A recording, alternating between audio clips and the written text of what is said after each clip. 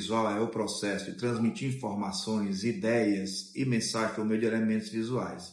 Imagens, símbolos, cores, formas e tipografia. Ela desempenha um papel essencial em diversas áreas, como a publicidade, o design gráfico, a sinalização, brandings, mídias sociais e até na arte, já que a imagem muitas vezes transmite de forma mais rápida e impactante aquilo que seria difícil expressar apenas por palavras.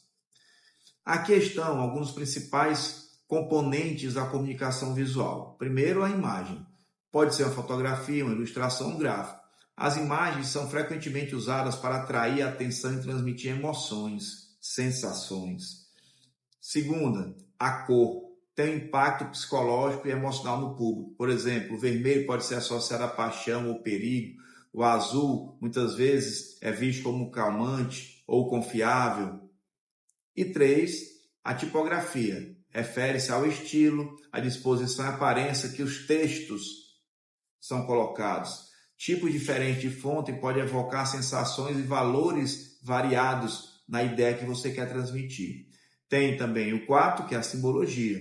Ícones, símbolos são usados para comunicar ideias de formas mais simples e diretas, como placas, como sinalizações urbanas, etc. E 5, temos o layout, que é a maneira como os elementos visuais se organizam dentro do espaço. Isso afeta a mensagem que é recebida. Um layout limpo e equilibrado facilita muito mais a compreensão daquilo que se quer comunicar. A comunicação visual é usada tanto em ambientes digitais quanto físicos, e a eficácia depende de como esses elementos são combinados para alcançar o público-alvo. A comunicação visual, quando desequilibrada com a paisagem natural ou social, afeta o espaço e a própria paisagem de maneira desequilibrada. Quando isso acontece, denominamos de poluição visual. Ou seja, a poluição visual refere-se a uma presença excessiva ou desorganizada de elementos visuais no ambiente. Isso pode lhe causar desconforto, distração ou até sobrecarga sensorial. Esses elementos incluem placa de publicidade, outdoor, cartazes, fachadas comerciais, fios elétricos, sinais de trânsito, entre outros. Esse tipo de poluição pode afetar o bem-estar das pessoas, interferindo na percepção da paisagem, diminuindo a qualidade estética dos espaços urbanos e até dificultando a concentração em atividades que são vitais, como dirigir, como andar, como ser pedestre, ser ciclista numa via. Em muitas cidades, a poluição visual é resultado da falta de planejamento urbano adequado e de uma fiscalização ruim. A regulamentação e o controle das publicidades também não são muito adequados. E essa poluição visual gera alguns efeitos.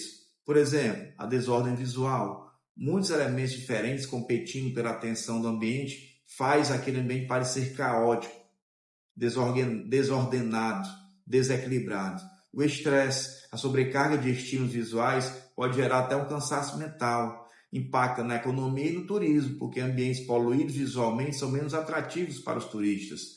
Há também a dificuldade de orientação, atrapalha sinais e informações que são importantes, sem perder um meio excesso a publicidade e elementos visuais. Algumas soluções para esse problema incluem regulamentar essas placas, essas faixas de publicidade nos espaços públicos, incentivar o uso de fachadas mais limpas, organizar e criar áreas livres de placas, como os parques e centros históricos, principalmente para não afetar a paisagem ambiental. A poluição visual é regulada no Brasil por diversas leis. Geralmente, a nível municipal e estadual, essas leis podem variar, mas todas visam um controle excessivo da propaganda, placas, letreiros e outras interferências visuais nas áreas urbanas. Aqui estão alguns exemplos e princípios dessas legislações. Por exemplo, a Lei da Cidade Limpa, lá em São Paulo, foi a pioneira no Brasil a criar a Lei da Cidade Limpa, que tem como objetivo reduzir a poluição visual na cidade.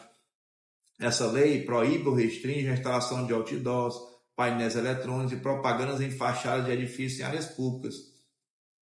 Em geral, nessa lei, em São Paulo, os principais pontos são proibir anúncios em áreas públicas e limites rigorosos para anúncios nas áreas privadas, controlar o tamanho, a localização e o formato dessas propagandas e responsabilizar as empresas e os cidadãos que fazem essas propagandas pelo cumprimento dessas regras.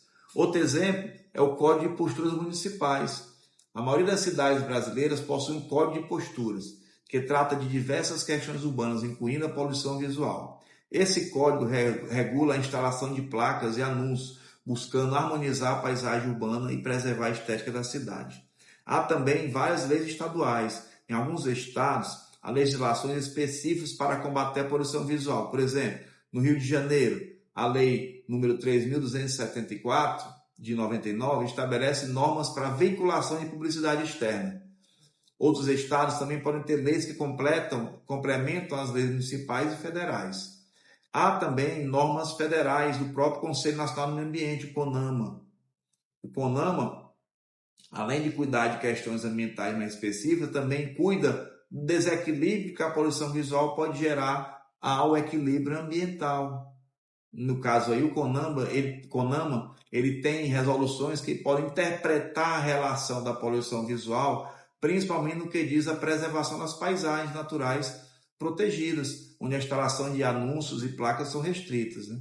Há também o Código de Defesa do Consumidor, né? A Lei número 8.078, de 1990, que fala da proteção do direito do consumidor. Ela também prevê a necessidade de transparência e clareza na comunicação pública e publicitária, o que pode ser usado para combater práticas que geram poluição visual através de anúncios enganosos ou confusos. E um anúncio, um comercial enganoso ou confuso atrapalha o direito do cidadão de fazer uma compra regular, organizada, né? E também há leis que trazem certas sanções pelo descumprimento de normas, que podem incluir multa, remoção compulsória dos anúncios irregulares, que até interdição de alguns estabelecimentos. Cada município ou estado tem a liberdade de estabelecer suas regras específicas. O objetivo comum dessas leis é garantir que uma cidade se torne mais organizada, que evite o excesso de informação visual e que preserve o patrimônio histórico, paisagístico e cultural da cidade. Um exemplo que está aqui nesse vídeo é a questão da fiação.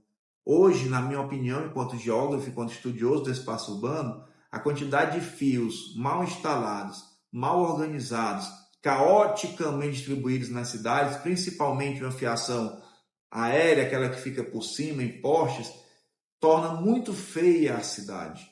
Você é um turista, ou você é um próprio morador residente naquele lugar, você quiser fazer uma foto numa área histórica, numa área paisagística legal, você tem que livrar a foto dessa fiação que torna a foto feia, torna aquele ambiente desagradável, atrapalha a estética. E o turismo, ele vende a estética. O lazer, ele é preocupado com a estética. Então, as fiações hoje, para mim, se tornam a parte mais feia da poluição visual. Pichação, placas e anúncios, muitas vezes isso são formas de poluição da ação privada. Mas a fiação não, é a ação pública. Então, isso ainda torna mais injusto com o morador da cidade, com a cidade em si, quando o próprio Estado faz ou permite que se faça uma instalação de um equipamento público que torna a cidade mais feia. Espero que as cidades brasileiras elas possam melhorar nesse aspecto e que os futuros prefeitos e vereadores consigam colocar em prática a fiscalização, as normas e uma cidade mais limpa visualmente para todo mundo. É isso que eu espero. Fica a dica.